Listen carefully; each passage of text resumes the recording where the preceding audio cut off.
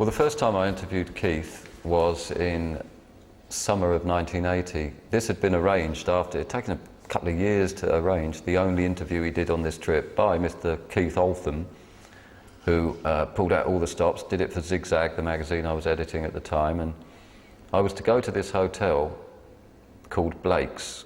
Anushka Hempel, the actress, had this very nice, cosy, intimate hotel in South Ken.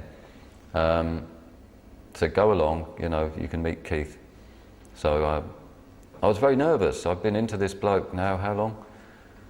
The previous 17 years, and he was, you know, he was my ultimate hero at this point, and I was shitting myself, basically. And I rang up to the phone, it was like, oh, yeah, Keith here, how you doing? And he came down, gave me a hug, said, right, we're going to the Stones office. So we get into the Bentley, which he couldn't find. He'd been out the night before to Annabelle's or some nightclub, and we're walking around these sort of leafy squares of South Ken with Keith going, I know it's around here somewhere, you know. And then we saw it, the famous blue Bentley, up on the curb at a weird angle. And we drove to the Stones office, which was sort of Shaney Walk, Chelsea. And we had to go along the embankment, and it's true what they say. I mean, he got in the car, he revved up, and a standing start to about 70 miles an hour. And we were going along the embankment, and he overshot.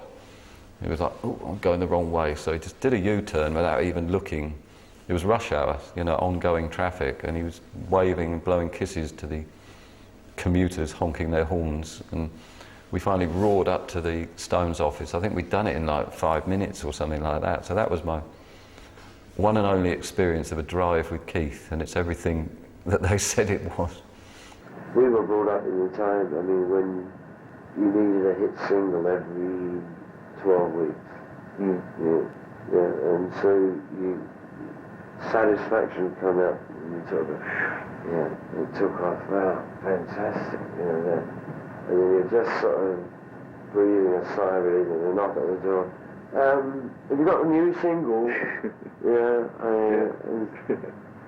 so we brought up songwriting and making records under that kind of pressure, you know. Yeah. Say it all in 2 minutes, 35 seconds, and have it ready, you know, before the next one's released. You've got to have the next one half constructed and ready to go, you know. I mean, and I'm the first one to say, you know, get off of my cloud, you know, forget it, you know.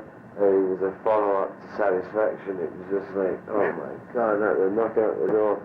Yeah, all right, this is what we've got, you know, and we'll just ride on the back of Satisfaction for that, you know, because you can't do it all the time. You know, it was an incredible, but at the same time, it did teach you and force you to learn certain things about making records and writing songs that doesn't exist now. There was a bottle of Jack Daniels consumed. He smoked all my fags, and we got on though, and as a result of that interview, I managed to go, and I was summoned again for an interview a couple of years later when it was time to do him again. And that one went on for 2 days. At the time I was DJing at a club called the Bat Cave, and at one point he was turning down Pete Townsend coming over for dinner to come along to the Bat Cave with me. But then the lawyer turned up and he had a meeting. But I phoned him from the payphone at the Bat Cave. This was at the Savoy. And he said, oh, come over for a nightcap. So I did. And I was there till about 10 in the morning. So that was the second interview. It was about 24 hours. And then a while after that, I got a call. This was the time where he was just hanging out because Mick was doing something, and, you know, he was just bored.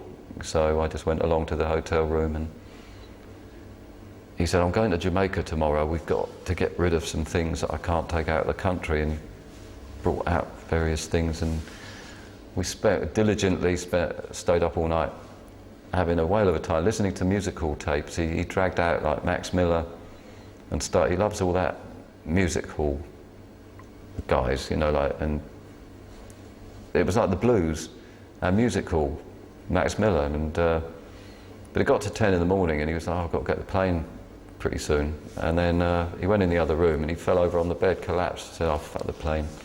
So we started again.